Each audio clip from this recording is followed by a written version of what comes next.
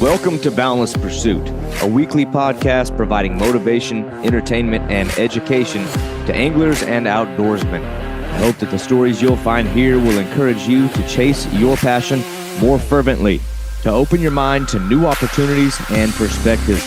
Your engagement and feedback is critical to the growth of this show, and I would love to hear your suggestions on topics or potential guests. You can reach me at boundlesspursuitfishing@gmail.com or at my website, www.boundless-pursuit.com. That's where you'll find all related articles, media, and merchandise. Please remember, the show will gain traction from your support. Be sure to like, comment, and share this podcast to your friends and connections. I'm your host, David Graham. Now let's get on to today's episode.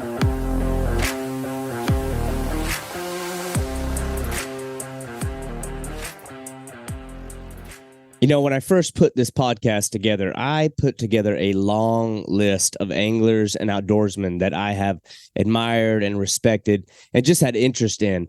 But the guy you're going to listen to today is probably one of the number one people that I've wanted to hear from. And you will not believe some of the fish that this guy has caught. And while I've got a lot of guests that I've heard from so far or have got lined up going forward, the caliber of the fish that this guy catches are unprecedented. His name is Spencer Wunder, and he is the founder and the owner of Terra Firma Tackle.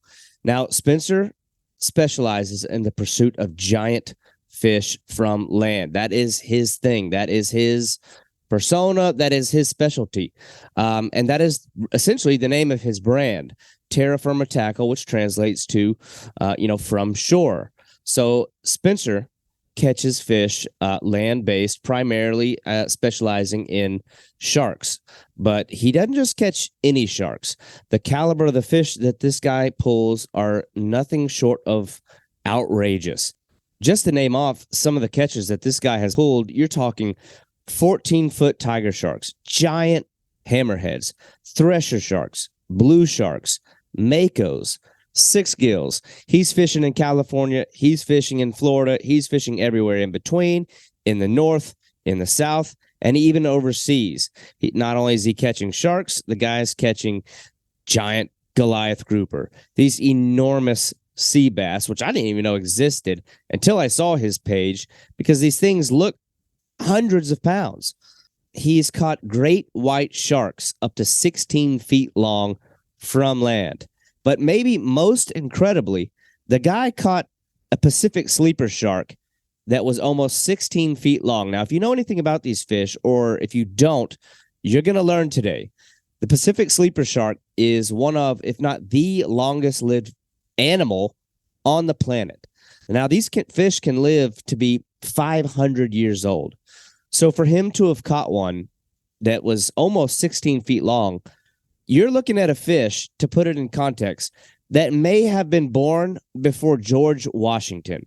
To me, that is mind-blowing. This is incredible, incredible stuff. But he hasn't just stopped there, and he hasn't really pigeonholed himself into strictly land-based shark fishing. So now he's doing a lot of this sturgeon fishing.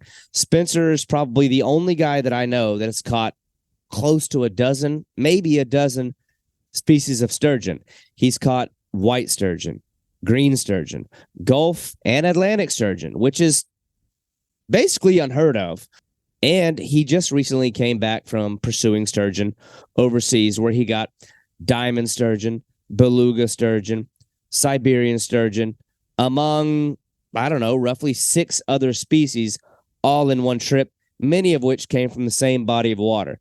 The guy is an absolute nomad. He's a savage. And he looks the part. You're going to see he looks like he probably hasn't shaved since he caught his very first fish. But this guy is an unbelievable guy. He is somebody who's really living his passion, working his passion. He's an entrepreneur, a business owner, and he's probably one of the best self-marketers of anybody that you're going to see, because being that he sells land-based fishing gear, he's using his own gear, and the fish that he catches are really proof that what he does works. you're not going to want to miss this one. This is a really, really interesting and awesome guy. I really enjoyed this conversation, and I think you will too. All right, we're live. I got the man, the myth, the legend with me now. I finally get to talk to the guy. I've been seeing all these pictures floating around the internet on. So Spencer Wonder, what's going on, man? Hey man, not much, not a whole lot. So in between trips and dude, I did not know where to begin with you. Like everybody that I have lined up for this show kind of has like their thing, like their shtick. But like you, I'm like, where the hell do I begin with this guy? Like some of the stuff that I have seen you holding and catching is mind blowing. So it's like, I'm going to try to find my way through all of this, but it's like, I don't even know if we got enough time to cover some of this stuff, but, it was, I don't know, you stuck out like a sore thumb. I don't know if it's the beard and the long hair or the characteristic look or the fact that you're holding great white sharks, sleeper sharks, those giant sea bass, all these different huge giant sharks. Lately, it's been all the sturgeon. So when I see a guy like that, I always wonder, like, where in the world did this begin? Because I don't know, man, you seem pretty deeply entrenched in this world, but I'm always kind of fascinated with people's origin story. So you got to tell me how all this fishing started, how the Terra Firma tackle thing got started. So I've been entrenched in it since I was a kid, right? So I grew up in Newport Beach, California, which is like a yachty sort of place. I'm actually parked in a marina right now because I'm using their Wi-Fi because my office is under construction. So it's surrounded by boats and sport fishing. And I grew up doing out here we have like head boats is what they call them on the East Coast. We call them party boats. You get like 80 anglers together, they get on a big boat and they go and they fish offshore. And I grew up doing that. And I quickly got dissatisfied with it because I noticed that the only real angler on that boat was the guy driving.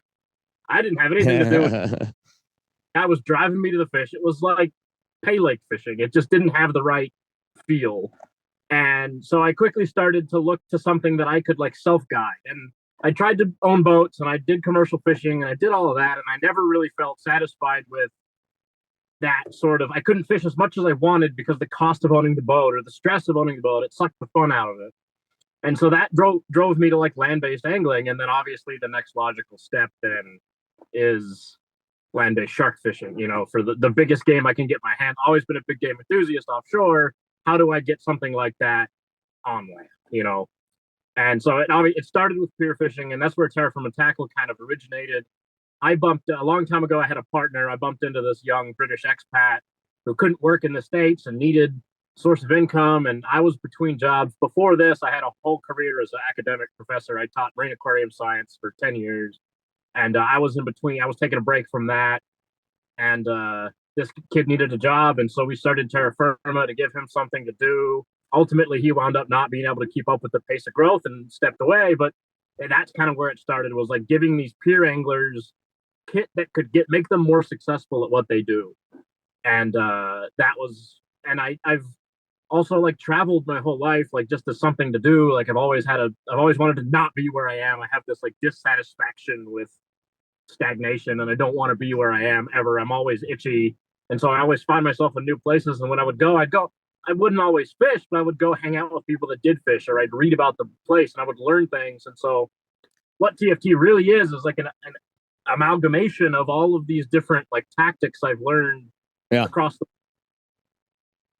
and that's it. Well, it's interesting to me because I just jotted a few things down. Like, okay, it's sometimes this stuff's starting to puzzle together a little better. I'm always interested in people like, social media. It's always kind of hard to tell, like, I don't know what people are really about.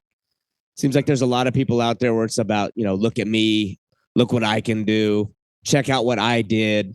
And it's everybody's personal highlight reel, but occasionally you'll come across somebody who puts up something interesting and unique and seems to be eager to like genuinely and authentically share that with other people through education, through establishing a business where you can actually offer the hardware that people can use to get it done themselves. And like, I don't know, I always kind of gravitate more towards people like that are trying to like push the sport forward rather than, I don't know, propel their own name. But the fact that you come from an education background, or you said you were teaching, it kind of makes sense. So at least I know that in your DNA, there's like an eagerness to, I don't know, educate or show people what you're passionate about. But, I snoop a lot online, not to sound creepy, but, you run in circles of guys that I've been following for a long time. And so, it's just interesting to see people who are, I don't know, all y'all seem like you're cut from the same cloth where you're trying to help each other out, scratch each other's backs, like bring up the, like I know that you especially communicate like from a conservation standpoint. And I know I appreciate that because, you see these guys will put up a photo of a big fish and the caption is, I don't know, a rap lyric or something. I'm like, well, what the hell is that? I mean, where's the story? Like, how did you get to this? Like, is this something that's really that meaningful to you? I mean, is this really that casual of a thing that you can put a totally unrelated rap lyric to your photo? So, but that's crazy. So now, are you still teaching now? No. So I have been full-time terra firma tackle now for 2 years. I finished my master's in science ed, and I finished up a couple of research obligations I had at the university. I was offered a position, and I turned it down simply because we were too far apart on numbers. Make too much money doing this to do that. And that was kind of a big, great awakening for me. Was like, shit, I've been training for 15 years to do this thing. And that's not, now this is the thing, like the side gig became the real gig. And that was kind of like a great wake up call. And I also feel like I got distant from that academic world during the COVID pandemic because it really freed me up, right? I could fulfill all of my from wherever I needed to be. And that allowed me to do 2020 and 2021. We were on the road all but 5 days a month.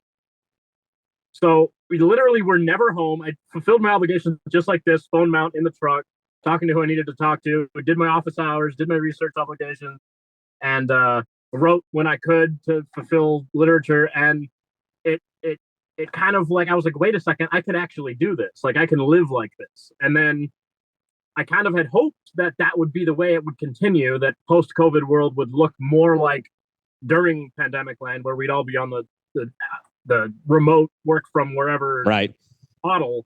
And it wound up not being like that. Suddenly people wanted me to come back into the office and sit at a table with them and run numbers instead of running numbers from the back seat of the van while Matthew drove, and that hard for me to do that. And it made it more difficult to live in both. And if I had to choose, I'd choose this.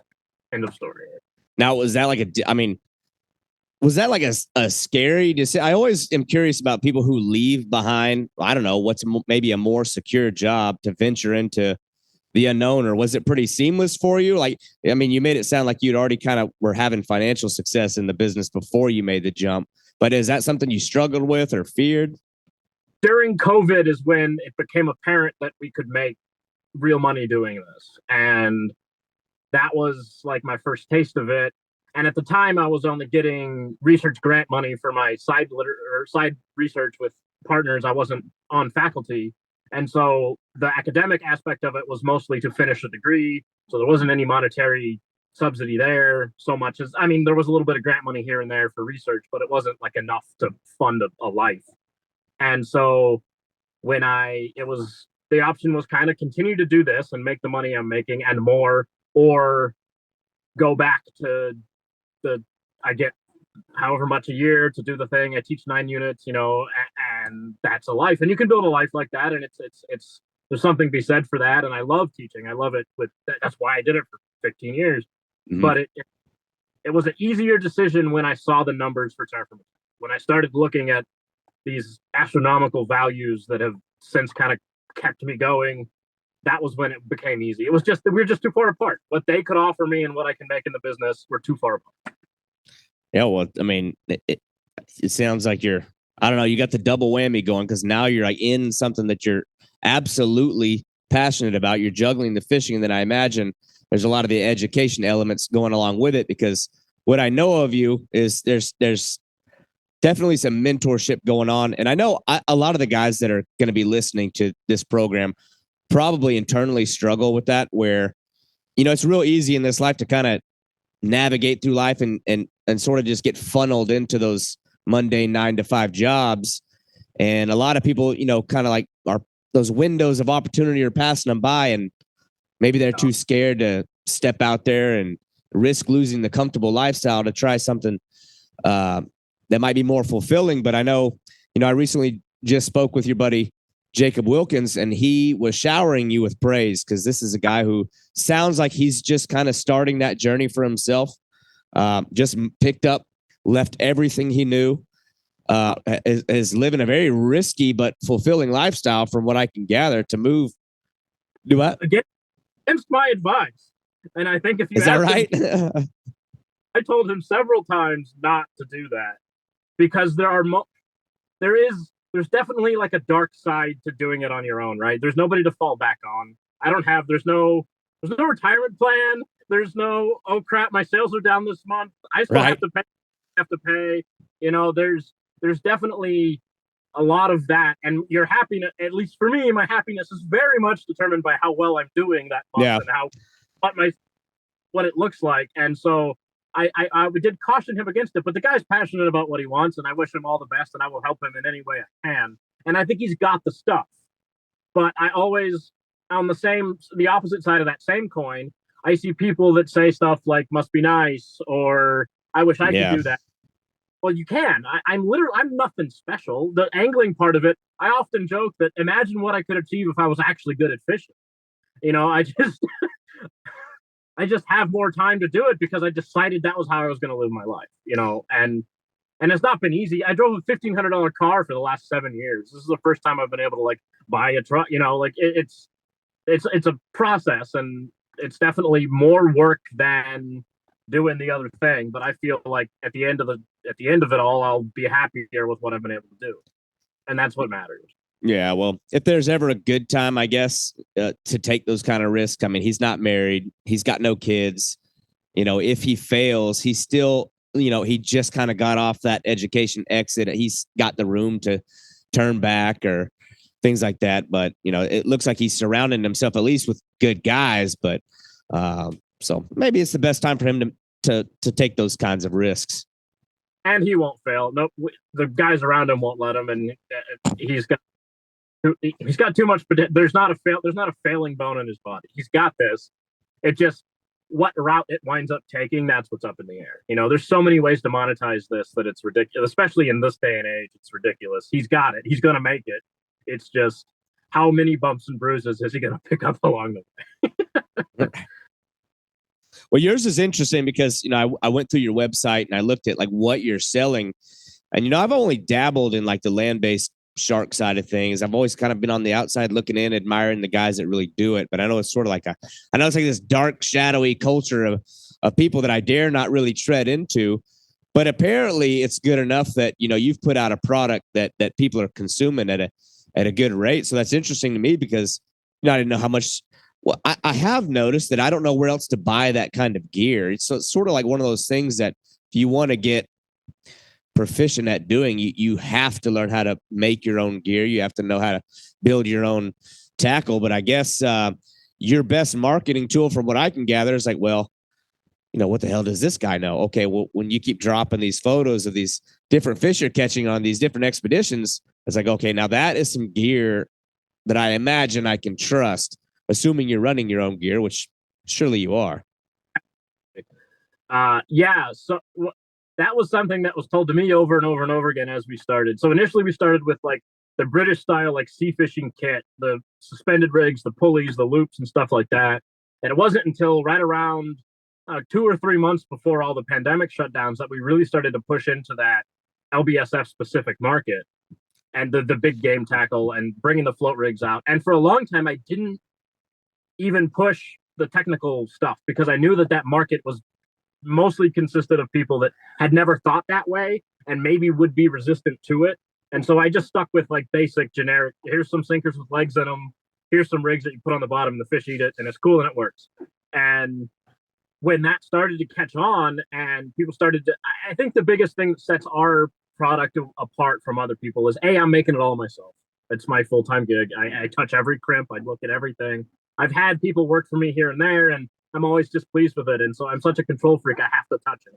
And so it's there's never going to be a mistake because I stare at it all day, every day. I do it 1,000 times. And so there's that. And then the other thing that I think sets it apart is we use quality components and we charge a premium, but I think that gets appreciated. You get a lot more out of if you look at the competition, you'll see varying rig lengths, but for the most part, you see people cutting corners on like 6 feet of cable instead of 12 feet of cable. A rig with 6 feet of cable on it, you can fish it twice, change the hook twice, and you're out of cable. You don't have any more bite leaders. Our leaders come with 12 feet on them, every single one of them. And you can rebuild that rig 17 times, and you get a lot more bang out of your buck for it. And the swivels we use ball bearing swivels. It's just a different approach to it. I brought that big game offshore quality tackle approach to something that was historically some crimps and some mono, and you beat it to shit and you caught some fish with it. Right. And it's not like that, and that was the other, I think that premium aspect to it really caught on. And then of course I'm very, everything's blacked out in my personal life. And so I blacked everything out and it looks like it's coherent. The site's coherent, everything of it. I just brought some flash to an otherwise flashless industry. Well, I noticed that you definitely have like a characteristic look. I think people would be able to pick out your product if it was mixed in with a lot of others. So I think that's key to having your own identity just in the business space and whatnot. But it always looks like you're either coming from a trip or planning a new trip. So I'm curious, like, where do you find time to manufacture this stuff? Or are you sitting in your manufacturing facility right now? Like, are you working out of an office? Are you building this stuff on the go? How are you fulfilling all these orders? So I have turned my entire home into TFT head. Started with one little office, and now it's my office, large portion of the living room, the entire garage. There are cardboard boxes full of foam floats in the hallway. An entire thing. And one of the easiest way to explain how I have the time is the Instagram algorithm appreciates posts every other day. So I can go on a trip that's 5 days long, catch 30 fish, and get 2 months of content. So I can appear to be gone perpetually. Not that I'm not gone a lot, but it looks like I'm gone a lot more than I am. The other thing that I'm a workaholic, I get home and literally I'll get off the plane, I'll get back and I'll have 30 orders and I'll finish them that night. I just can't leave them to rot. And so I work 18-hour days when I'm home, 20-hour days when I'm home, and then I get back on the road. The road is when I get to rest, honestly. The airplane ride, the car ride, somebody else drives. I'll get my 8 hours here or there. It's not uncommon for me to do 40-hour shifts on the road without sleep, but that's like when my brain gets to recharge, when I'm not sitting at home making rigs. But every second of every day, and my significant other would tell you the same thing. She gets pretty sick of it herself. Well, you have better discipline than me because, when I do get to escape and if I catch 10 different fish, I'm just going to blast all 10 of them at once. So maybe I need to change my strategy, but yeah, it's interesting. I look at some of the expeditions that you've launched and it's like, I don't know, maybe it's like, it seems like you gamble on fortune a lot because I look at some of the things you've accomplished and I'm like, is the fear of failure like not outweighing like the expense that surely it costs? Because I'm like, I don't even know which one to use as an example. Maybe the sleeper shark one. Now that's one that's very fascinating to me. When I saw that, I took my phone, I was showing it to my wife and all kinds of other people that don't give a damn about it. I'm like, look what this guy did. I'm like, where did the bait come from? How'd you get a kayak out there? How'd you ship all the gear there? The odds of pulling it off were probably so slim, I would have never even thought to roll the dice on such a thing. That is one, if you have time to tell a fish story, I've got to know about. So that will probably remain the loftiest thing we've ever tried to do. It started, the abyssal shark thing has been something I've been interested in since Six Gills first appeared in Puget Sound in like 2010. I happened to be there for a different research event, an aquaculture event, and I overheard somebody talking about how there were some Six Gills under the dock at the Seattle Aquarium. And that kind of was like, maybe these fish are within reach. And my mission for land-based shark fishing is always, I mean, everybody can catch a hammerhead. You just put yourself in the right position, there's a hammerhead. My thing's been to catch as many different land-based shark and ray species as possible. That's like my mission statement, my personal angling goal. I took a break this year to do the sturgeon because it's getting harder and harder to find new sharks to go look for. But and I kind of got a fire lit under my butt by you catching a Gulf sturgeon. So the six gills, we found those. First, we were going to go do it in Vancouver, and then the COVID hit, and we couldn't get into Canada, and so we kind of scratched that. And I looked for like somewhere else. I spent a ton of time looking at charts and maps and things, and I noticed patterns about the six gills, and I found a spot here. We went and fished, and we caught one, and I was like, oh wow, so this might actually be like a thing. And then we went and we caught 13, and I was like, okay, so when you find one, you find every single one of them. And then I applied that to prickly sharks. And that by that point, I had a pattern down. I had something to look for those kinds of fish, right? I had a blueprint for when those deep water fish will be accessible from land. And it turns out, if you look hard enough, most known abyssal, quote unquote, species in the elasmobranch world have a aggregate site or a like migration to shallower water for some period of the year. Okay.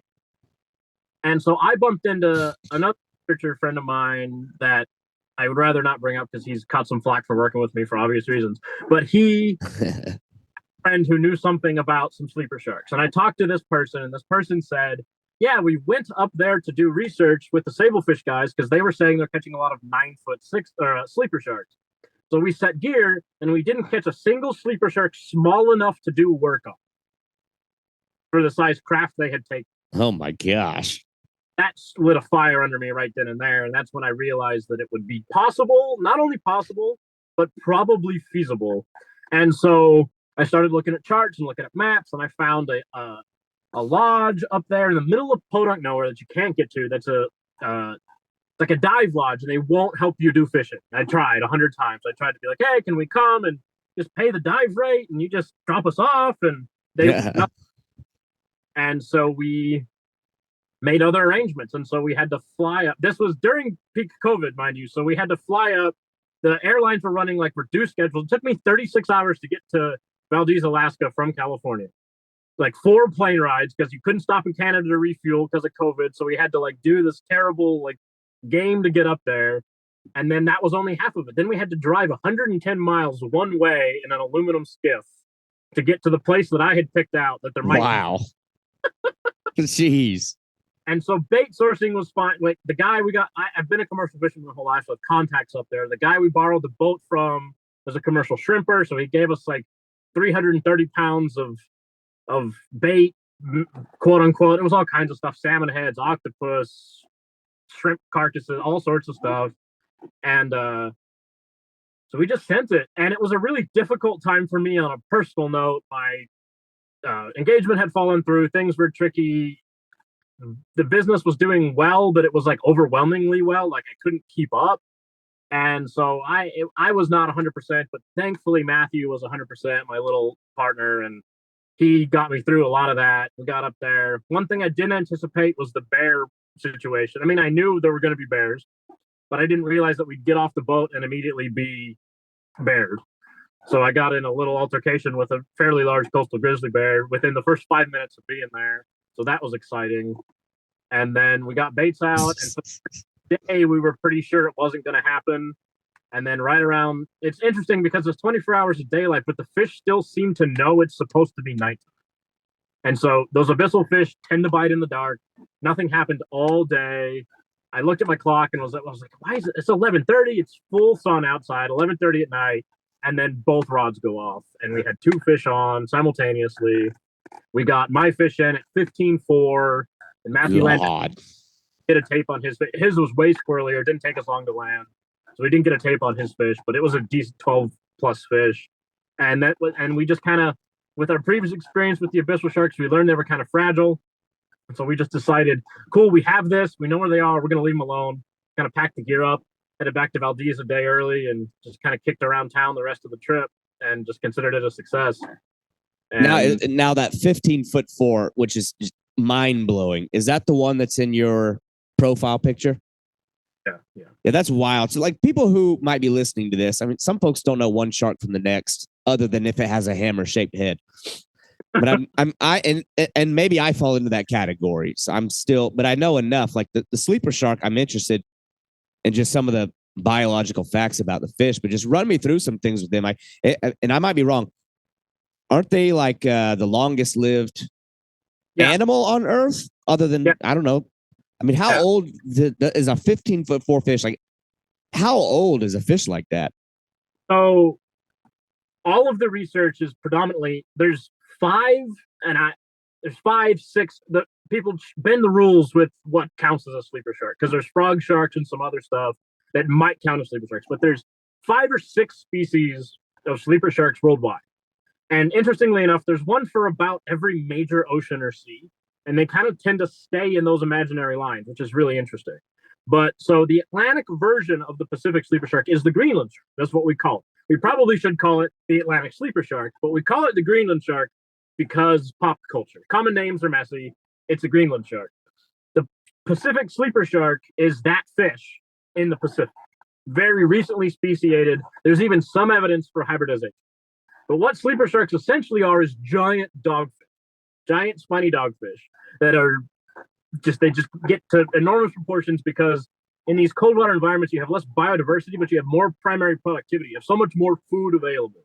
When whales die, when these large schools of bait fish die, all of this winds up on the bottom. And that's what these dudes do. They make a living. The Greenland sharks, 40% of their diet is terrestrial. They eat stuff that washes in to the fjords in the Atlantic, and they moose, polar bear, seals, sea lions, whatever, it's food. And they seem to use the entire water column, but they spend most of their time at depth. For the Atlantic, for the Greenland sharks, that's 2,700 feet or more. Oh my gosh. It's potentially more because the Pacific is a deeper ocean. They have access to 7,000 feet. And so that's probably where they spend most of their time. We caught our fish in 660 feet. And that's at about 800 yards from shore. We got to 660 feet. And that was not the inland-based shark fishing. We talk about like you'll hear people talk about 1,000-yard drops. Really, your effective range is about 300. Yeah, you have free and stuff, and so 800 yards or 600 yards is forever. That's too far. So you're fishing at the very limit of what your gear can do, and then to catch fish that big is incredible. But also that fish to come up to 660 feet is pretty much undocumented. You think of these fish as big, deep water abyssal fish. The ones that get caught in commercial fishing are in thousands of feet, and that in and of itself is unique. The Greenland sharks live to 600 something years. I think the oldest dated is like 427, and it wasn't even a very big fish. It was like an 18-foot fish. They get to 20 something feet long. But they do radioactive carbon dating on the irises or on the lenses of the eye, and it gives them like a ballpark date. I think the oldest is recorded is like 427 years. And that's only like an 18-foot fish. And so our fish at 15.4, there's not as many large documented Pacific sleepers. So 15.4 is pretty close to the end of life for that animal, like end of potential for that animal. The largest prior to our fish was in the 14 range, like 14.2 or something. I don't remember off the top of my head. Ours is the current largest measured. Obviously, we didn't do it scientifically. There's not like a picture of a tape, and we have 2 guys and we're in the middle of Alaska. One's got to look for bears. It wasn't possible to do. But in theory, ours, like, I trust our measurements. I was there. The world you can tell it's big. I mean, there's no faking it. Its tail is bigger than your torso. So that's wild to think that fish could have been swimming since before the United States was even that's colonized. What we said when we posted the fish. I am always deeply fascinated by just prehistoric creatures in general, but the idea that something like that has been swimming for that long, I don't know. I geek out over those things, but I should have looked this up before I got on this call. What kind of shark was it that they just recently found, like in the Gulf? It was one of those types of fish in the Gulf. Yeah, and is that like an uncharacteristic find, or wasn't it in like some shallower type of water, or what was the story there? There's an interesting thing with the Greenland sharks, and that is that we think of them as these like polar fish that spend all their time under the ice and they live down to 2,700 feet or whatever they're living in, and they're cold water. But in actuality, every other member of that family uses way more water than that. The Pacific sleepers go all the way to Hawaii. The Southern sleepers come all the way up to Peru. Uh, the Mediterranean sleepers in Italy all the way into the Mediterranean Sea. Frog sharks in Japan are up into 0 feet. I think what's happened is we didn't think about it. And so there's an opportunity to that science is growing and we're finally paying attention to these megafauna after years and years and years of not really. It gets thrown in a pile of wasted fish. It gets called bycatch. It gets thrown away. Now there's this interest in this kind of conservation driven thing. There's also a phenomenon I've noticed about every 10 years. The Greenland sharks start to get seen in parts of their range that they weren't previously in. Now we can blame this on sorts of things. We can blame it on climate change. We can blame it on food scarcity and them having to move into shallower water to find things they need because we have significantly overfished not only their population. We've seen a population decline in Greenland sharks. There's almost none in Greenland, let's put it that way. Like when I was looking at destinations, because they're on the list that'll get done this year, Greenland is not an option. There's so few fish that you're not expected to catch them. There was a time when they were infinite. They were dog food. Catch as many as you want. In our lifetimes, there were that many. And now there's not. It's a fish that lives probably in excess of 500 years, and they used to kill them for dog food. You very quickly deplete that sort of resource. And so I think part of it is that there might be a natural sort of range extension as a result of climate change, or we're paying more attention. And I think it's probably a combination of the two. Well, that's wild. I'm sitting here just adding up the things that, a near 16-foot fish that could be over 500 years old and eats whale carcasses in 1,000 feet of water. So, and the idea that was captured from land just blows my mind. But, and I could get caught up on that for the rest of the time what we're talking. But I just think the nature of land-based shark fishing is so interesting. And like I said, I've only just a little bit dabbled in it, but I think it's one of those types where things go from 0 to 100 so quickly. And I don't know, it like makes the hair on I'm still such a novice in that world, but I've experienced enough that paddle out. I mean, the stuff that goes through the back of your mind in the middle of the night, being solo, hundreds of yards offshore, towing a bloody chunk of meat out into the sea and dropping it. There's a lot that kind of goes through the mind psychologically. And I do it solo. I always get scared I'm going to paddle back and see the line already peeling off and there'd be a problem. But just I don't know, the potential for what could be is so broad too.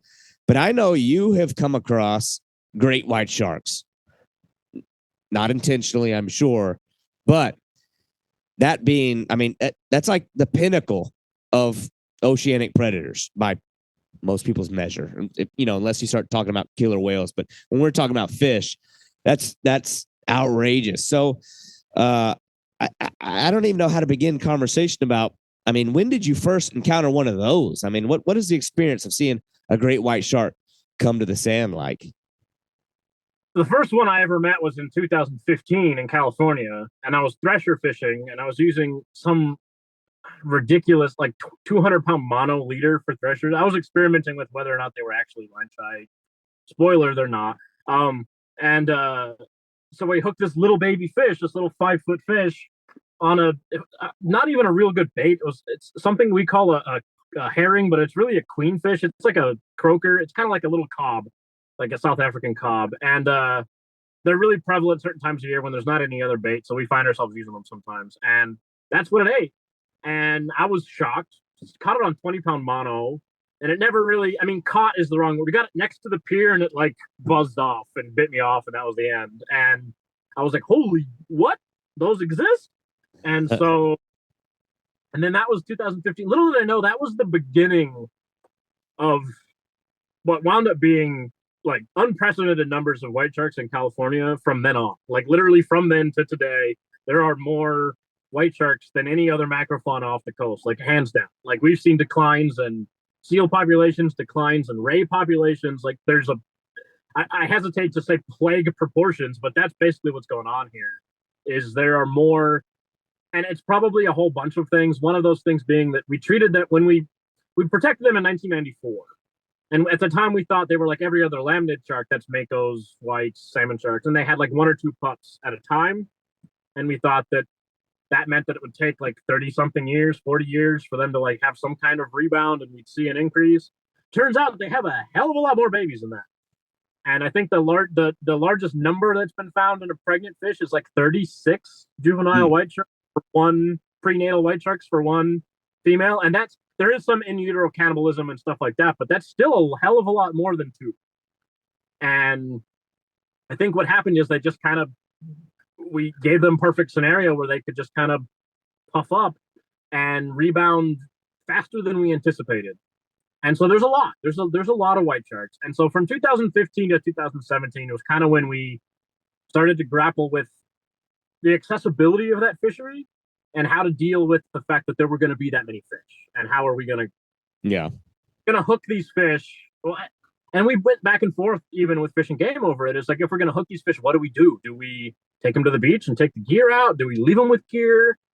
There was some botched release stuff that went around that I unfortunately was like in the video for. And so like that gave me a little bit of a headache. And so like they're a big fish and everybody's sensitive about it. But really here in California, if you put a bait in the Pacific Ocean, that's what you're going to catch. Like that's like what 90% of the fishery here is. And it's nothing to do with intent. I mean, there obviously are people that are out there running 28 on hooks and 9,000 pound cable and playing games and catching a lot of those fish. But realistically, in most of the places you're going to fish, you might encounter. We've found ways to avoid them. We haven't caught one since April of last year. And some of that is that we're not fishing as much, but some of that is like literally just avoiding places where there are a lot of them. Right. And there's some new laws that came into effect on the first of the year, and it should cut down on some of the targeting that's going on. Like there's a lot of people that are fishing in hot spots and going out there and beating up on them. And I get the appeal. Like it's a big, strong fish. It's fun to catch. It's no different than the hammerhead thing back east. And for the most part, it's relatively harmless other than that it's immoral. But I mean, fish mostly live. Nothing can really go wrong. It's when you start talking about drone fishing and not like being able to see where you're putting the baits and leaving gear in the fish and not having a drone to go like correct it. One of the fish that died recently got tangled on a buoy. And that could have been so avoided hadn't been drone fishing. If he'd been in the kayak, could have paddled out and untangled the fish. Fish would be alive. Everybody's happy. Nobody needs to know that it happened. But because of this advent of drone fishing, enabling people to have access to this fishery that otherwise wouldn't have the physicality to do so, we have more problems. You know, it's just the fact the more you have people, all segments of society are pretty much a bell curve, and you have the sportsmen and non-sportsmen in every group. And when you increase that sample size, you get more bad eggs than you would if you had a smaller sample size, and that's all that's happened. But the white shark thing it's sensitive, but there's a lot of them. Is there a best practice for, I mean, because I know you got to preserve your own safety and the safety of the fish. I mean, how do you handle something like, I don't know, I mean, what's the biggest one you've even encountered? 16 flat. 16 feet. Good God. Now, I mean, how do you approach something like that in a safe manner while obviously trying to move quickly? So lamnids are unique in that once they've hit the beach, the lamnid sharks, mako, salmon sharks, portugals, white sharks, they're completely docile on the sand. As soon as they're not out of the water, but as soon as they're not fully wet, they stiffen up. Like I've seen them react badly like twice, but most of the time they're ragdoll. You have time to work around the fish. They release incredibly well. We've had some fish that we've caught that have had incredible scars from previous encounters with commercial gear or other sharks. We caught one back in like 2016 that had a gillnet scar wrapped all the way around its pec fins and had cinched its decapitated it, and it ate our bait. Like they seem to be incredibly resilient. So that's a good thing. Our best practices for how we handle it here, we set a set of rules for ourselves probably in 2019, where after we encountered one, we went home. That was rule one. That was if you found a white shark there, that's all you're going to catch. Pack up, go home. The other fish don't want to be there when they're there. Catch a white, end of the story, go home. And that was at the time we ran charters and stuff, and so that was like a sensitive subject. Like you booked for a full day of fishing, we caught one fish, and now it's time to go home. but that was just our like moral code, right? So that was, we'd explain that like, hey, if we catch a white shark, that's the end of the day. Like, we can't be here anymore. Mm-hmm. Done is we've moved to barbless hooks since right around 2019, and that helps with the release a lot. And if something does go wrong and you do break off, you're more likely for the hook to come out of the fish, right? And there's less risk of gear entanglement because once the pressure comes off the line, that hook can fall back out, and they're less likely to encounter buoys and things of that nature after release or after gear failure. And then the other thing was just to never, ever, ever, ever take pictures, right? So we'd catch the fish. We're usually a two-man team. It's usually me and Matthew or me and somebody else, and somebody's on a camera, but they're not taking stills, they're taking video, and you pull stills from the video. And then what wound up happening was when the Florida regulations came out, there was like, don't take the fish out of the water, don't do this and that. I started to encourage people to behave that way here. And then when our new laws came out, they literally mimicked almost word for word our like little secret code of ethics about handling the fish, right? So the new rules, if you encounter one, go home. You can't fish for 36 hours in that location because they're known to be present. It was very much like how we just decided to operate.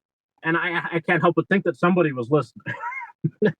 Well, I'm sure it attracted a lot of attention. I would look at some of the things you've caught and assume that interested science groups have probably reached out, in the wake of some of the things you've managed to pull. But, the other thing that it kind of just, the imagination races when you see those things. And, I don't know, I'm just some guy that dreams, but I'm always curious. Like, I know when I paddle my own baits out, there's always that thought in your mind, like, oh shit, like something better not come up and bump this kayak. Like, I'm a scaredy cat. You know what I mean? Have you had any kind of encounters while paddling out with a fish that, there's blood trailing out the back of the kayak? I mean, have you had any sketchy follows or encounters while out on the water in the kayak? No. So other people I fish with have. Matthew has. Matthew's been in the kayak while we were hooked up to another fish and had that fish come past him in the kayak. And so, I mean, that's not quite the same thing, but he has been close to the fish. I've never had like an unprovoked, I'm just paddling a bait, here's a fish. I've definitely had like, I'm paddling the bait, I drop the bait and look back and they're already hooked up, which means there was one following the boat, but I wasn't aware of it. This last year, I ran some baits and paddled past some fish, but they didn't seem to care about me. Like, I launched the bait in the surf and started going out, and I paddled right over like 4 smallish fish and was like, oh, interesting, and just kept going. And so there was that. But I have had to go out and get fish off of buoys. So I've had those encounters where I have the fish next to the kayak. And they're usually pretty calm, and I try and stay calm. And then actually, a few years ago, we were mako fishing offshore, and we caught a little 400-pounder in the kayak and got it next to the boat and got it dehooked in the kayak. So I'm pretty tame with those fish. I worry more about like your little black tips and your spinner sharks and things like that are a little squirrelier and a little more like inquisitive. That scares me more. Yeah. Did you just, I don't know if I misheard. Did you say little 400-pounder? Yeah. So like a little 8 I like your pictures too of the threshers that you're catching. I've seen the ones where you're catching them out of a kayak. I remember it might have been a Shark Week years ago where the guys were thresher fishing, and they kept talking about the hazard of the tail whipping around.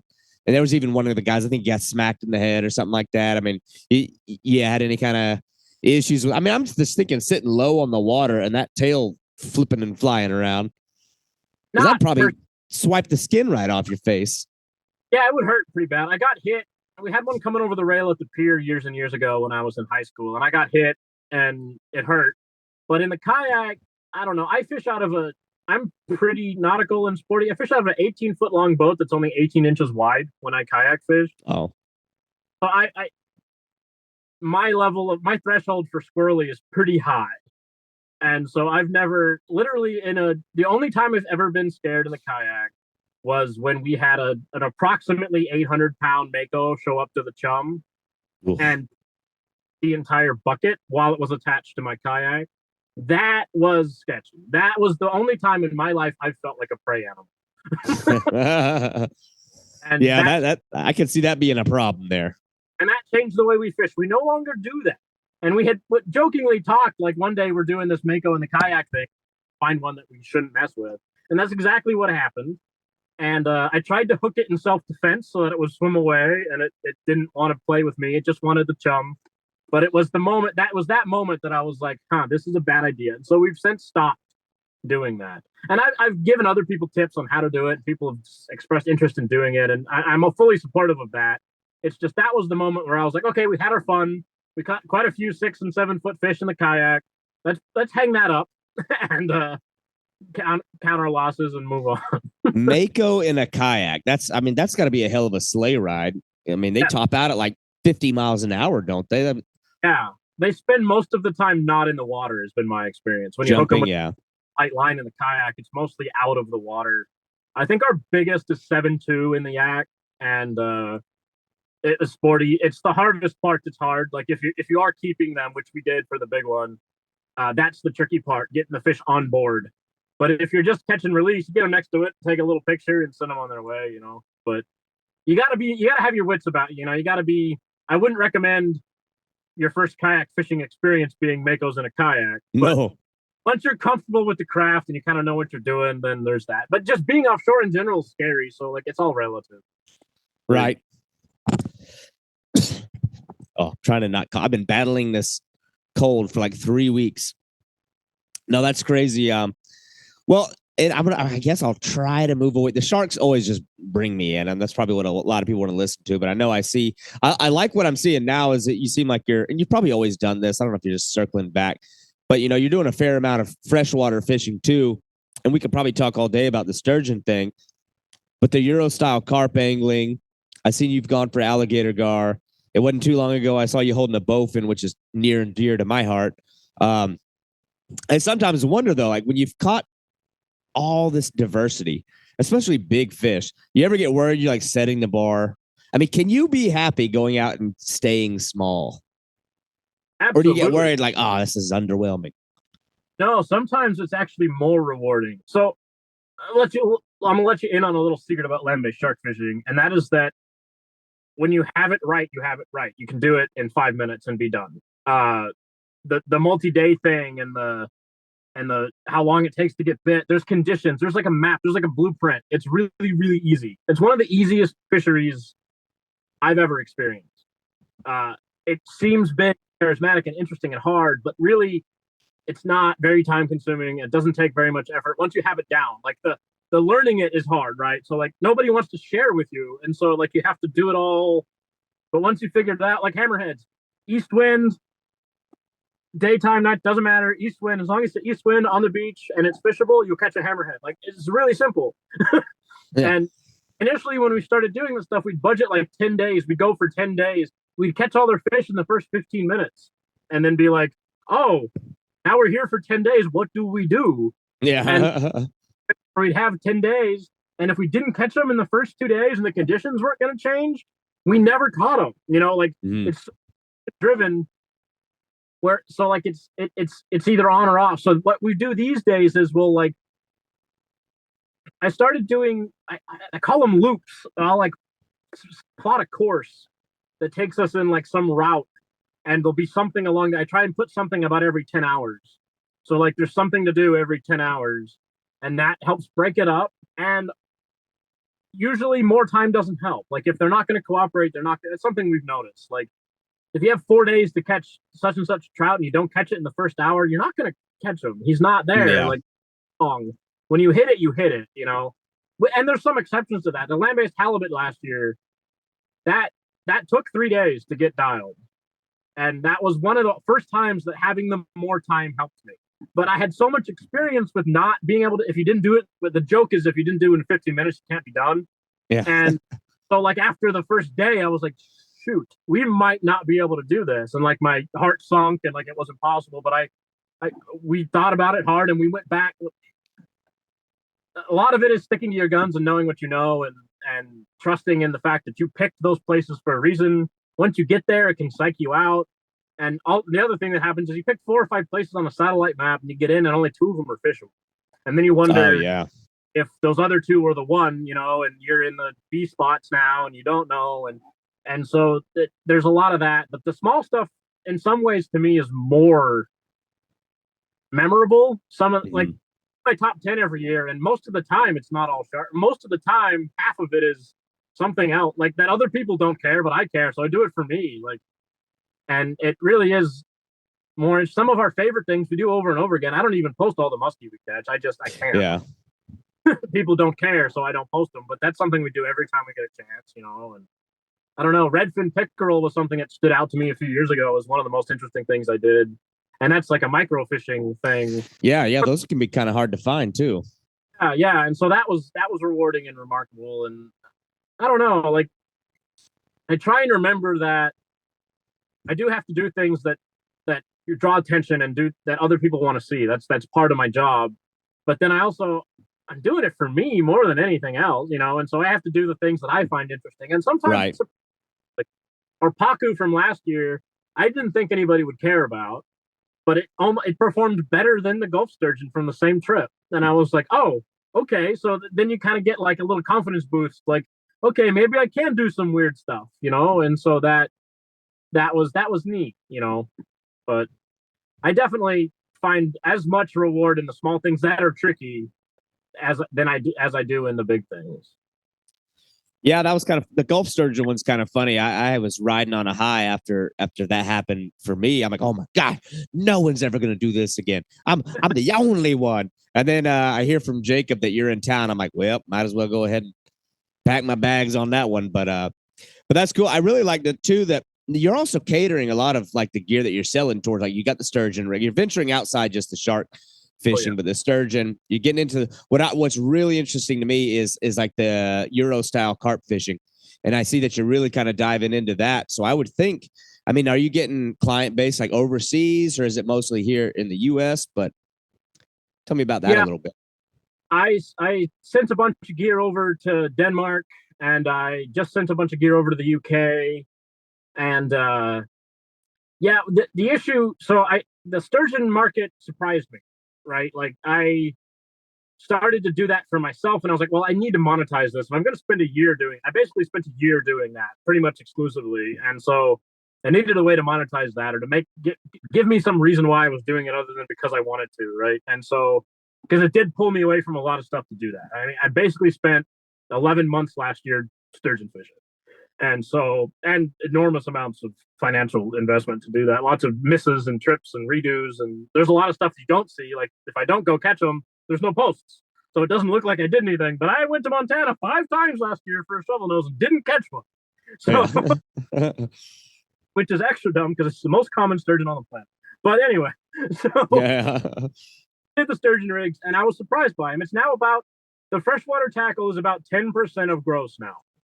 And that's not a whole hell of a lot, but 10% is 10% that I didn't have before. So that's nice. And it's a diversification thing. The carp rigs is tricky because they're fiddly and hard to tie. Mm-hmm. And I can't sell them for $10 because they're not worth $10, but that's how much the labor is. So I do the carp thing kind of just out of like just wanting to say I sell carp tackle basically. And also giving somebody an outlet for that. I mean, there's Big Carp Tackle and there's a couple of other brands that do the Euro stuff in the US. Right. But it's overwhelming. If you're just getting into it, you go to those sites, it's like, oh, whatever. So I offered like a pack that's like, this will get you started. There's 3 rigs, a couple of feeders. Get out there, go see if you like it. And there's that. And then a lot of it is like, for our fishery in America, you don't really need to get terribly technical. They're mostly wild fish, but they are big. So everything's got to be down right. Hook sharpness is key. Hook shape is a big thing. People carp fish in the US with regular hooks. I don't know how they hook anything. Like it's hard enough with proper Euro style turning hooks. Like I can't imagine trying to do it with an octopus hook. Like how many fish you must miss and not even know you've been done. Yeah. Mind numbing. Have you taken any time to like to mess with the buffalo? And like that's a weird one. Like I felt like there's such a stark difference in the way that they look similar, but there seems like there's such a massive difference in the way that they approach a bait from a carp. Yeah, so we've caught all the buffalo except for big mouse, and the reason we haven't caught big mouse is they're filter feeders. We'll get a shot at that. We'll have to sight snag them. You know, I have no qualms about force feeding fish that don't eat. I paddle fish. I do other things. Yeah. So if one presents itself, I'll catch it. But they won't eat a bait. There's no way. Maybe you could get a zig in front of enough of them that one's mouth is open when he passes it, but it's technicalities. So we've caught every buffalo except for big mouths. Black buffalo are the most like a carp in my experience, and a lot of people overlook black. They call them big mouth buffalo, but they're not. They're just different fish altogether, and they have a pretty wide range. And there's a lot of overlap with smallmouth, and there's even some hybridization. But the blacks tend to eat the baits. Like I can get, if I can find black buffalo and I can get baits in front of them, I can get them to eat. The smallmouth buffs are so much trickier, riggier, warier. If you put wrong, they're gone for the day. Like it's very, you can't stalk a smallmouth buffalo. You just can't do it. Like it has to be weight and bait. If you try and stalk them, you'll spook them, which changes a lot of American carping is stalking because we're dealing with such large bodies of water. They're not fishery lakes. They're huge bodies of water. There's natural bodies of water. And if you're not in front of the fish, you can't catch them. So there's a lot of walking involved in most American carping, and you just can't do that with the smallmouths. But it is something we have caught a few, Lake Livingston in Texas, on our guard trip. Nothing remarkable, like 15 pounders, but it was a bucket list thing. You know, this year I had to do Sharkathon in Texas, and I really didn't want to do Sharkathon. And I tried to link up with the smallmouth buffalo guide there and do some of that. But I wound up having to shorten that trip. My workload was too big at home. I had a lot going on, and I had to shorten that whole trip up and didn't get a chance to do that. But it's on the list, and the next time I'm going through there, I'll definitely spend some time on that. Yeah, if you're referring to Austin Anderson, he's I mean, that kid's probably more dialed in on those than any, especially the big ones. But it's like what I saw with him is it's such a different style. Like the guy totes around like his own travel trailer, like this mobile site filled to the top with gear. He's out there for days. He is dumping hundreds and hundreds and hundreds of pounds of bait, like per year, per session, per whatever, just to get those fish zoned in on those areas. But yeah, when we were out there, we actually dropped some underwater cameras down just to look at the fish, because like we I think spent the first 2 days without a single bite. I'm like, oh my God, I came out here, I'm gonna not catch jack diddly crap. And then we looked at some of the footage, and you got all these giant fish down there. Like they are there. So it's I don't know. That is a scene that I'd love to see blow up here. I just don't know if the culture of fishing in America's, I don't know. Most folks just don't want to sit around waiting for a bite like that. And I don't think it's possible to cure America of the trash fish problem. We have this whole thing where, like, if it's not a bass, it doesn't count. Yeah. Even in offshore fishing, the ocean has so many cool alternate games, and everybody loses their crap over a Dorado. Like, what are you, like, what, huh? I would so not, if I never see another Dorado or Amberjack in my whole life, it'll be too soon. Yeah. But people, I don't understand. Like, I get it, whatever. If that's your thing, that's your thing. But I think largemouth bass did a serious disservice to fishing in North America by becoming all there was. You know, and like we've seen a little bit of there's some light at the end of the tunnel, like gar getting some press, longnose gar starting to get known. Like there's always been alligator gar, but longnose gar starting to get known by people. Yep. Game fish, they're freaking freshwater sailfish. It's the coolest thing ever. They tail walk, they go ballistic, they're challenging to hook. It's a neat thing. And the buffalo suckers have the same problem. We have so many large charismatic suckers, and it's something I'm working on right now. Is trying to figure out all the charismatic suckers. Don't tell Noah. They're that's something that I wish people would have spent time on, like, because they're so much cooler than.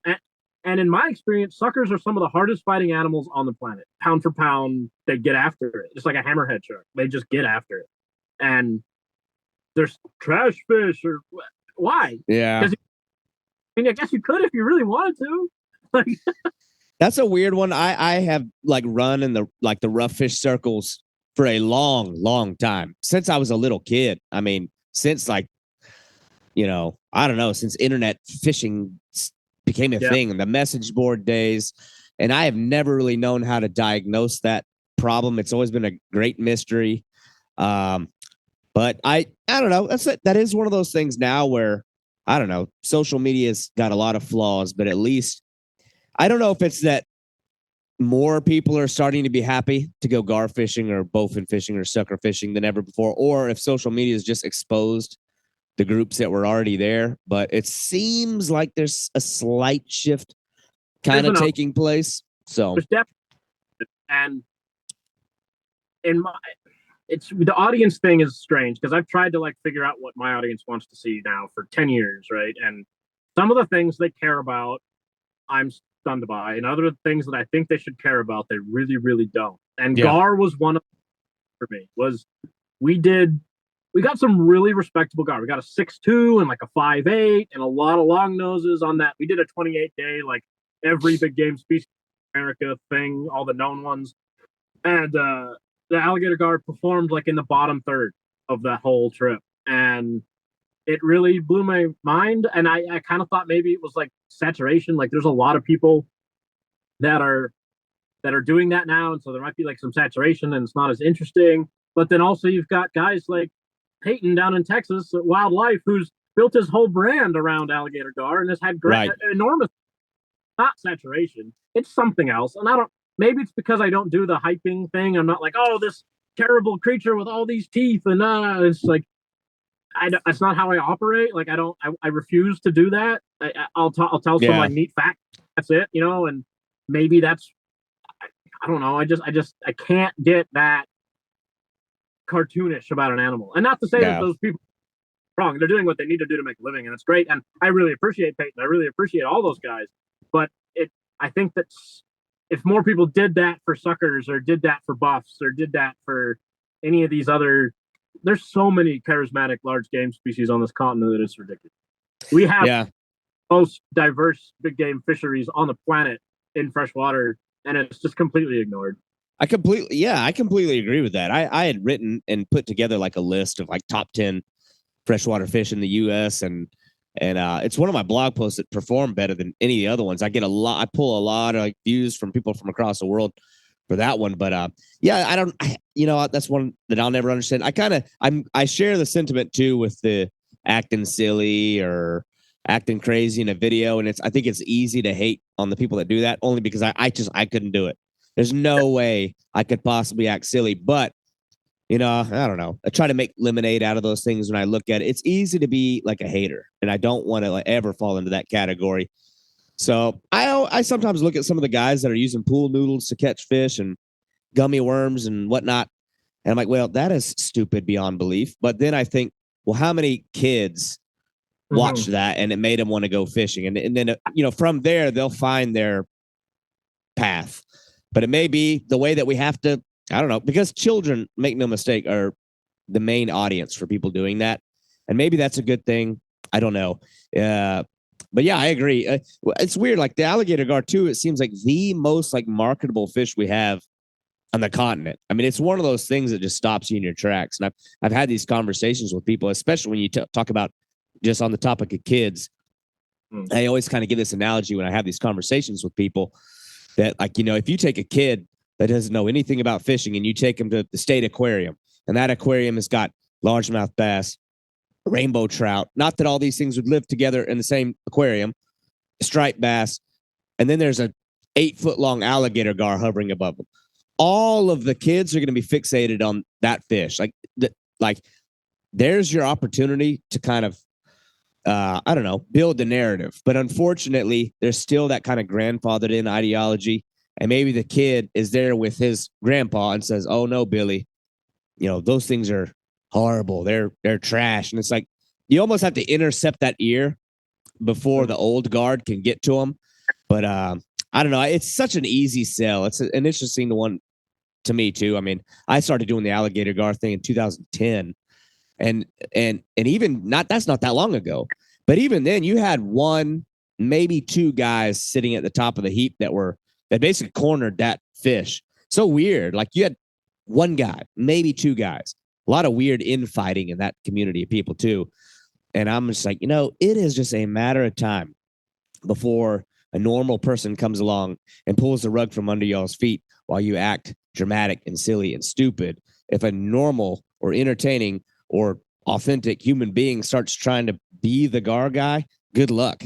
But well, I think that's what Peyton pulled off down there in Texas. Honestly, like watching his content, he came at it from a conservation standpoint, and he's done a really good job of consistently staying on really, really big fish in relatively urban environments, and it paid off. I started watching him when he was I watched it for the goofy carp content because it was here's a cage feeder and some 6-pound fluoro on a fly reel. I'm gonna go catch carp, and that was entertaining to me. And so then I watched him kind of like gradually become the gar guy, and more power to him. Like he's done a really good job, but that's what he did. He's a well-spoken, clean angler, and he cares about the fish, and it got him content press, and it got him where he is. And I think that's the model that we should be promoting, especially like the shark fishing world. I'm sure you've seen it, is such chaos and and a lot of it gets directed towards me for, I guess, because I'm the big target. Like that's got to be what it is. I'm scared to even go on some of those pages and post something because I'm like, I'm sure I mishandled that. I'm sure my rig is a joke. My Bimini twist probably looks like crap. I'm like, I ain't even going down that road. But I own about one of them, so you can say whatever you want in there. It's probably fine. But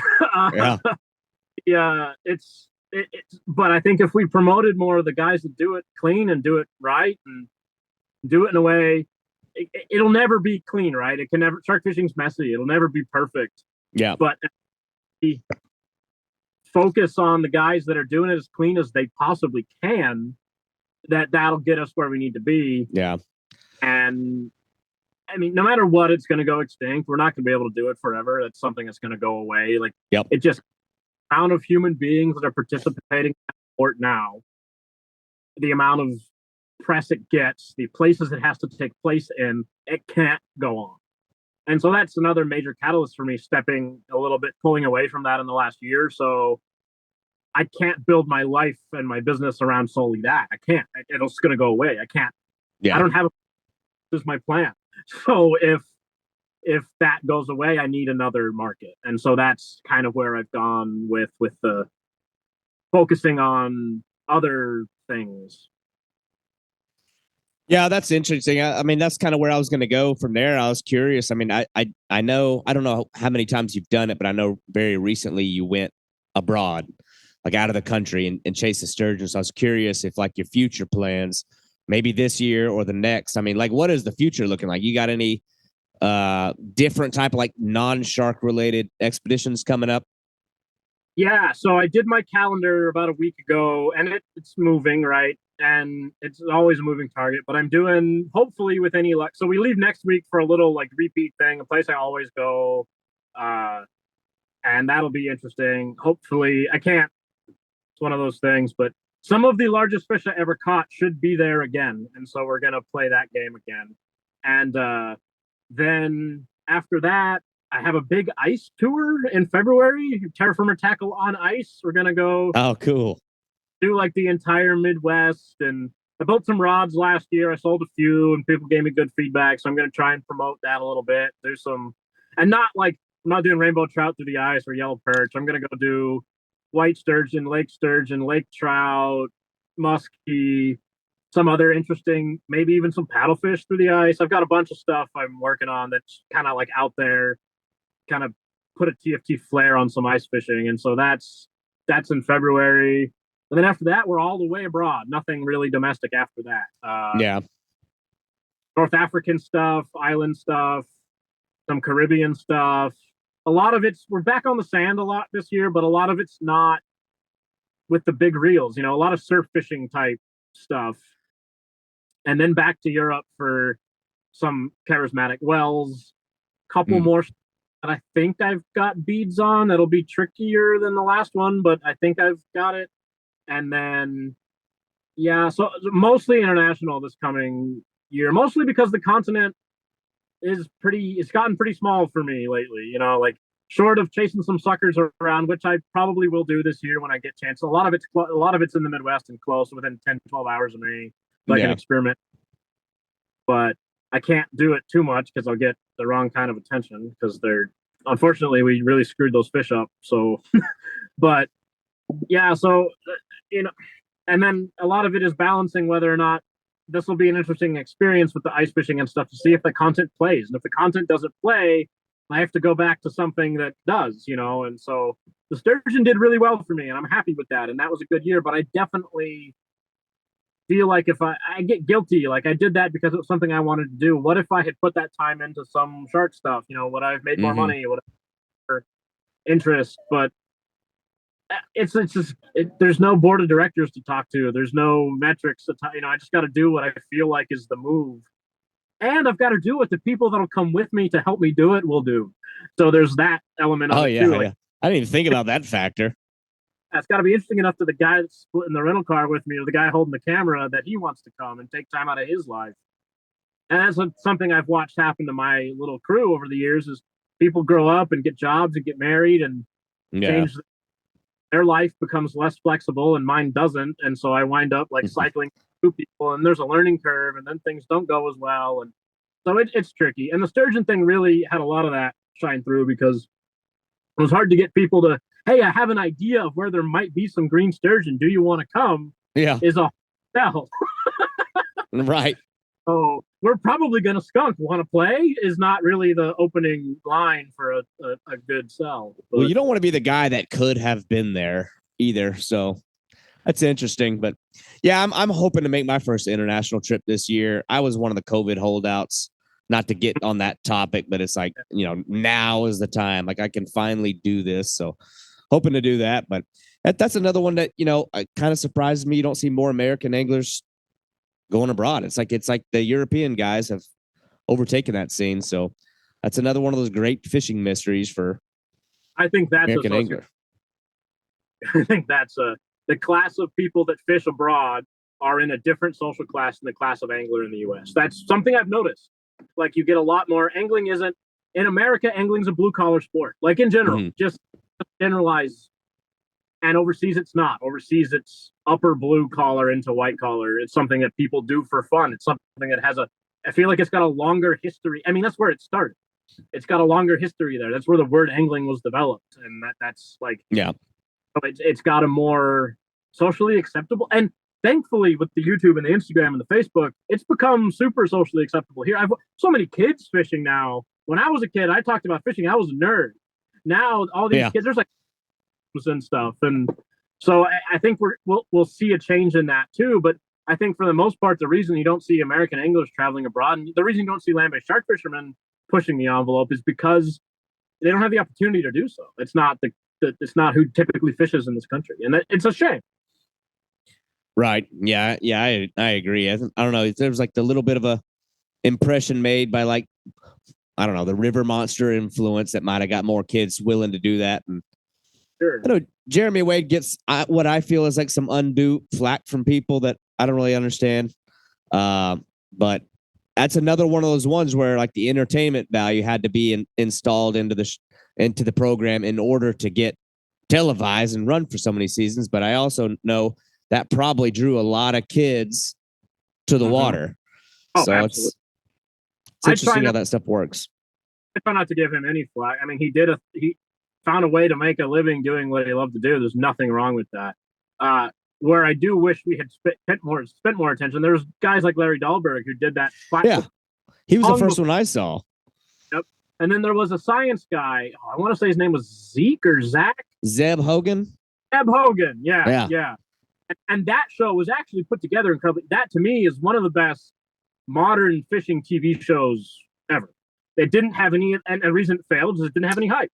It was just thing, but it was interesting if you kind of already knew. Yeah, it's a shame you have to.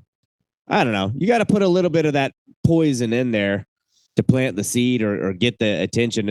I try to tell people like, there's no way that Jeremy Wade guy actually believes these things are eating cows, and I mean, you have to say it. So it's just, I don't know. It's one of those interesting dynamics there, but you know, one thing that's kind of funny, I have it written down. I didn't know how to tie it in. Those photos that people are doing online of you, where they like digitally impose you into pictures of like a dead Sasquatch, a dead woolly mammoth, and they got you there. That is hilarious. Where did that begin?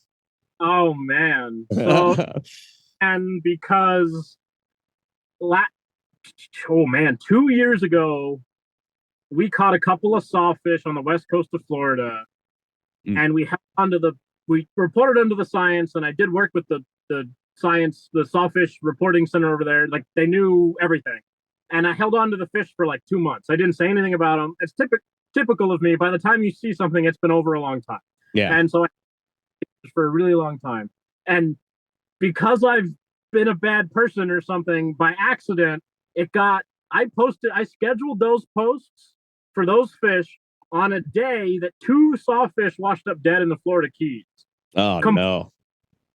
Complete 360 miles away from where we caught our fish.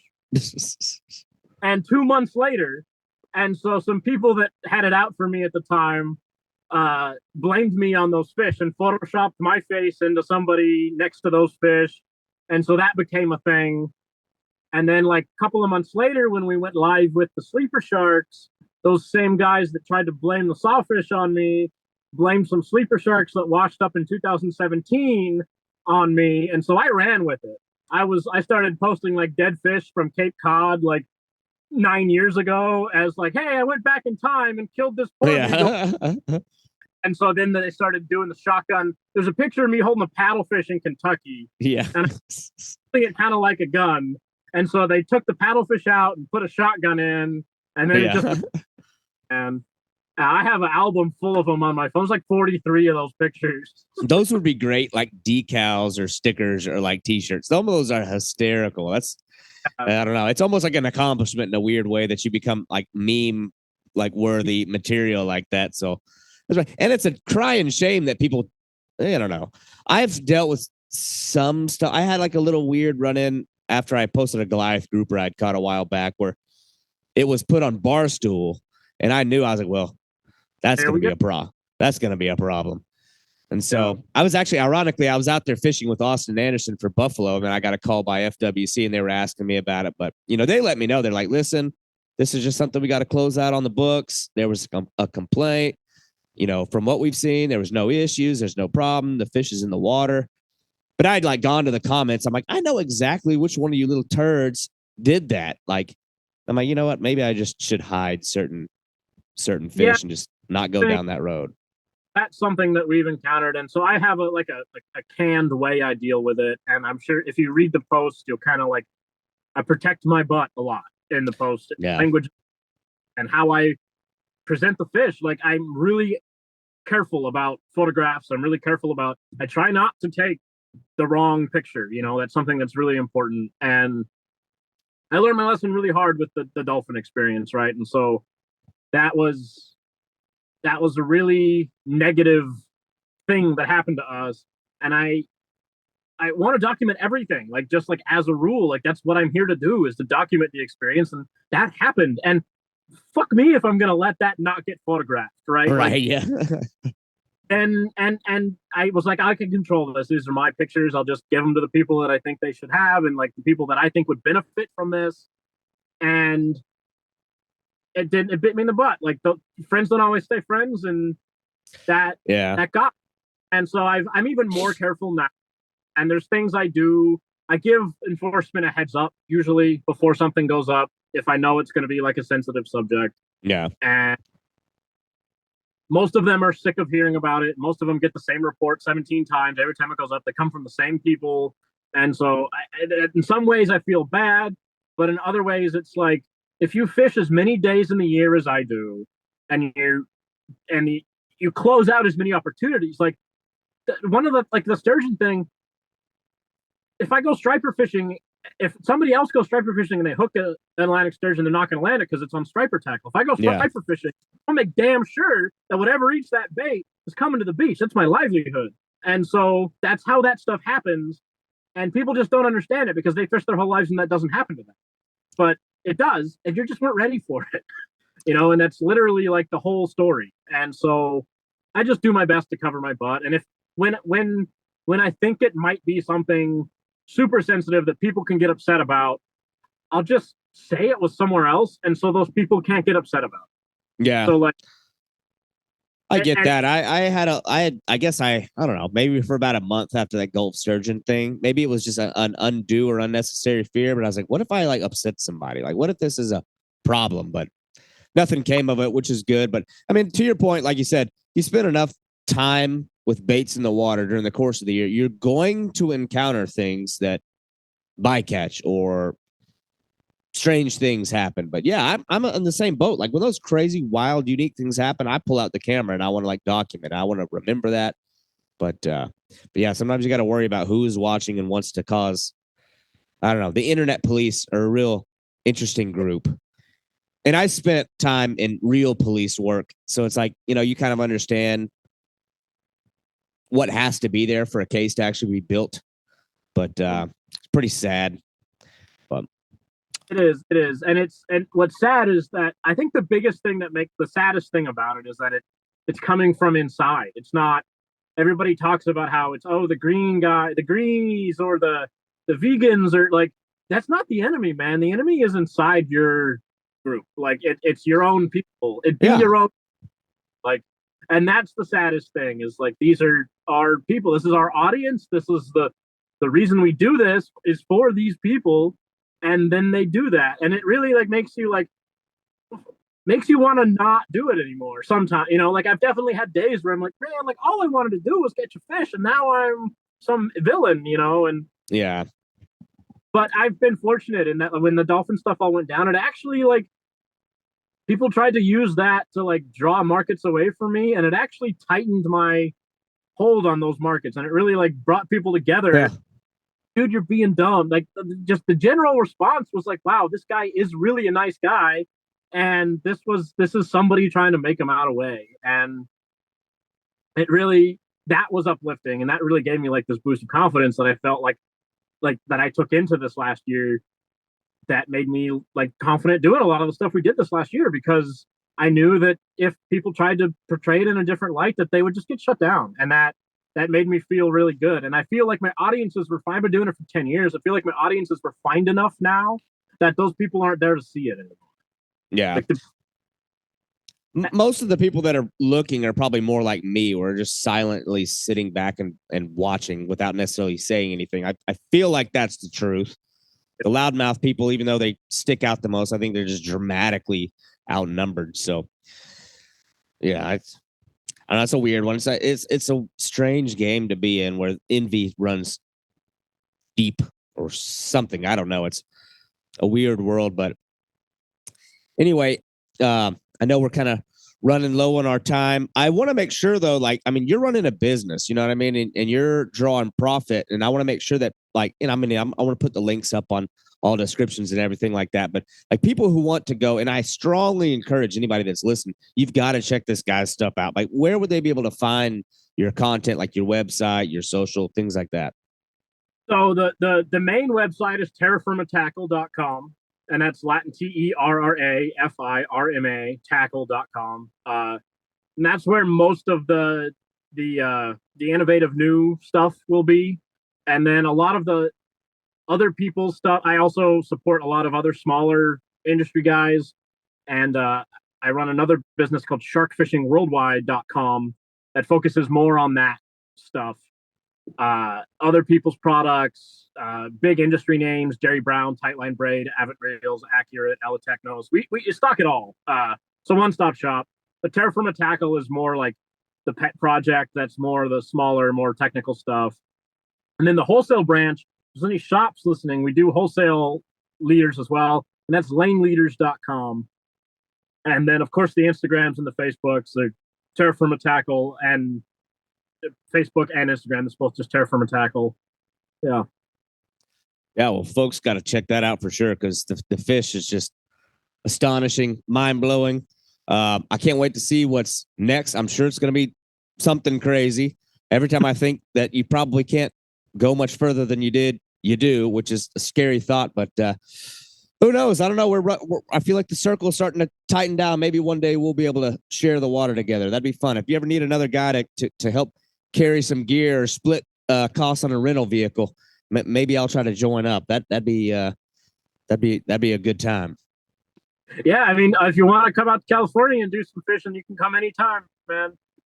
we'll got everything out here. We'll get you on some big fish. That's for sure. Well, if I'm heading out that way, you'll be the first one that I contact. I may do like a family trip to California this year, but I don't know if I'll be able to find time to fish. And I don't want to put my 9-year-old and 6-year-old in the water with a great white shark, scare them away from the ocean. Yeah. Well. All right, man. Well, I really appreciate your time. I know you've been sitting in that car for a while, probably not too comfortable, but I'll let you go. I really appreciate your time, dude. You got it. You got it. All right, man.